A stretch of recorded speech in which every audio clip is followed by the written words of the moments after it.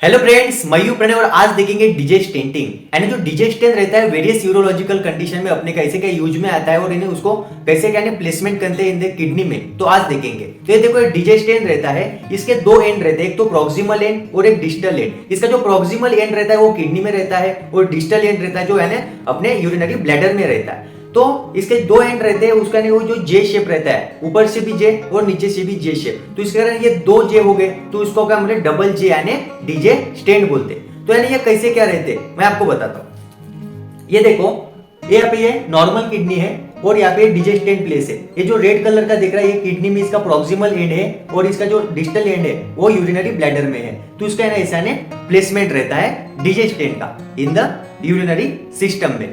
तो यानी DJ stent का यानी क्या वर्क रहेगा, देखो अपने यानी जो यूरिन रहेंगी वो यहाँ पे किडनी में रहेगी और किडनी की जो यूरिन है अपने ब्लैडर में यानी ड्रेनेज करने का ये जो मेन वर्क करता है वो डीजे स्टेंट करता है। तो इसका जो मेन फंक्शन वो क्या है, drainage of the urine from kidney to urinary bladder.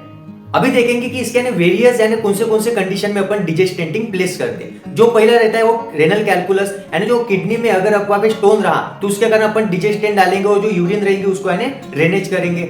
उसके बाद में कोई स्ट्रक्चर ऑफ यूरेटर, यानी देखो ये जो यूरेटर है इस यूरेटर में अगर नैरोइंग हुई तो उसके कारण का जो यूरिन रहेगी यहाँ से यहाँ तक पासने हो जाएगी। उसके कारण अपन क्या करेंगे, वहां पे डीजे स्टेंट प्लेस करेंगे और डीजे स्टेंट के प्लेस करने के बाद वो यूरिन रहेंगी वो किडनी से अपने यूरिनरी ब्लैडर तक आ जाएंगी।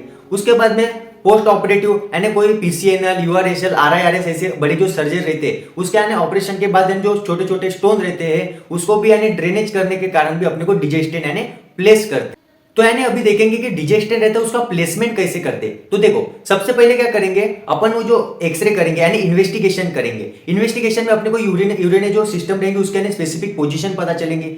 उसके बाद में अपन जो पेशेंट रहता है उसको एनेस्थेसिया लगाएंगे और एनेस्थेसिया लगाने के बाद क्या करेंगे, जो सिस्टोस्कोप रहता है वो सिस्टोस्कोप अपन ब्लैडर से डालने के बाद वहां पे आने गाइड वायर डालेंगे। गाइड वायर यानी ऐसा क्या रहता है कि उसके गाइड वायर पहले अपन किडनी में डालते हैं, उसके बाद में अपन जो डीजे स्टेंट रहते हैं उसके ऊपर से आने अपन उसके गाइड वायर के हिसाब से अपन उसको किडनी तक लेके जाते हैं। उसके बाद में धीरे धीरे अपने को गाइड वायर रिजॉल्व करना पड़ता है, निकालना पड़ता है और जो डीजे स्टेंट रहता है वो अच्छी तरीके से आने प्लेसमेंट हो जाता है। तो ये रहता है डीजे स्टेंटिंग यानी प्लेसमेंट। ये अपने को 2 से 6 वीक तक वहां पे अपने किडनी में अपने को वहां पे यूरिनरी सिस्टम में लगा के रखना पड़ता है। उसके बाद में और छोटी सी माइनर यानी एनेस्थेसिया देने के बाद में अपन उसको डीजे स्टेंटिंग को रिमूव कर सकते हैं। तो ये रहती है यानी डीजे स्टेंटिंग। Thank you.